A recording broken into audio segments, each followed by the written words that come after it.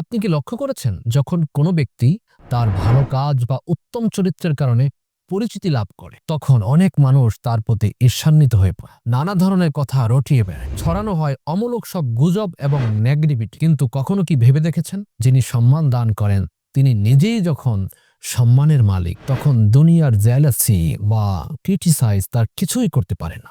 সম্মান এমন এক অনন্য দান যা কারো ষড়যন্ত্র বা মন্দ ইচ্ছার দ্বারা ক্ষুণ্ণ হয় না। যারা আপনার সাফল্য বা অবস্থান নিয়ে ঈর্ষান্বিত হয়ে ষড়যন্ত্র করে তারা ভুলে যায় যে সম্মান আল্লাহর দান। তিনি যাকে ইচ্ছা সম্মানিত করেন, আবার যাকে ইচ্ছা অসম্মানিত করেন।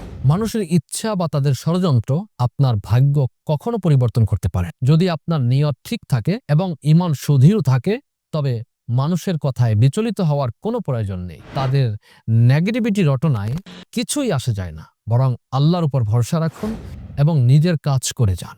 অতঃপর দেখুন আপনার সম্মান দিন দিন কিভাবে বৃদ্ধি পায়।